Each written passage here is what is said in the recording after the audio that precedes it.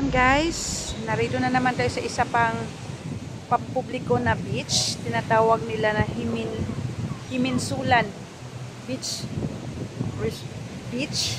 public beach. Okay, so ibig sabihin walang bayad. So ipapakita ko sa iyo ang lugar guys. Mahangin talaga ngayon, hindi maganda, masungit ang panahon. Tingnan nyo ang hangin, napakalakas, lalo na dito sa malapit sa dagat, sa harap ng dagat kasi beach nga, so mas malakas ang hangin dito. So maganda ang ambience guys, yung atmosphere niya tahimik. Tapos tingnan nyo naman ang grounds, ano talaga, Bermuda. So parang magandang mag-picnic dito kasi malinis, kasi ano nga, Bermuda yung sahig, at malaki ang lugar, napakalawak ng lugar. Tsaka mayroon din namang mga cottages.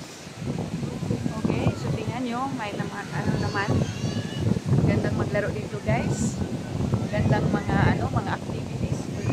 Actually malawak na. Tingnan nyo guys, oh, laki ng lugar, mahangin. Tingnan natin ang dagat ngayon, napakahangin. Okay, so napakalaki ng lugar oh guys, oh.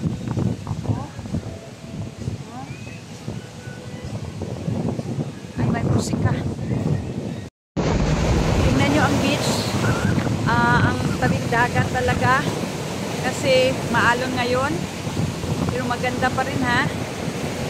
Ang ganda ng buhangin niya oh, ganda talaga. So tingnan natin doon sa banda doon. Wow, kung hindi ito maulan ngayon, mahangin guys, hindi malaki ang ang alon, maganda talagang liguan. Kaya lang, sino ba naman maligo dito? Ang lakas ng alon ha, baka madisgrasya pa tayo. Pero alam nyo, gandang umupo na lang, tapos magmuni-muni, just meditating, you know, magpahangin, tingin sa dagat. Ito ang gusto ko mga kapasyal talaga, yung magpahangin lang. Oh, may nagtitig nga doon, oh, doon lang sila kumakain. So, ganda, maganda yung ambience. Cottage nasa dagat, floating cottage yun pala. So cottage na nag-float, nasa dagat. So minsan pwedeng yan, mag-rent, mag-upa, tapos doon kayo kakain, tapos doon pupunta sa ibang banda. So yun ang mga dito. Ganda yan, yung masarap kasi kumakain pag nasa dagat talaga. Tama? So yun. So may 3 or 4 na at saka pa rin oh, may yung tingnan niyo yung nila, yung floating cottage, may diving, ba yan, yung sa gilid. Ganda, galing ha. Ganda yung idea nila. Yeah. Sabi ko nga sa inyo guys, this is a public beach. Okay, punta tayo dito tayo. Ang harap. Sana hindi ako maano dito. Yan.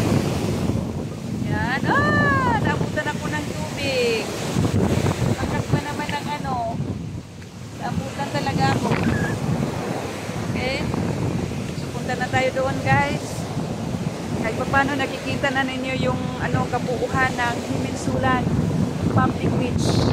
Yung mga puno dito, oh, dami ha, nakahilera, napaka siya, kaya dito, like may lilim. So kung mainit ang panahon, pag dito ka, ay naku, pwede kang maglagay ng duyan sa mga kahoy na ito, sa mga puno na ito. At tingnan naman yun, oh, may duyan. So magpahangin ka dito at makapag-relax ka talaga. Okay mga kapasyal, hanggang dito na lang. So sabi ko nga, kung nagugustuhan ninyo ang ganitong mga content na talagang raw, walang edit, walang filter, mararanasan nyo talaga ang lugar, so kung talaga ito sa totoo, okay, paki-subscribe na lang. Ingat, paalam.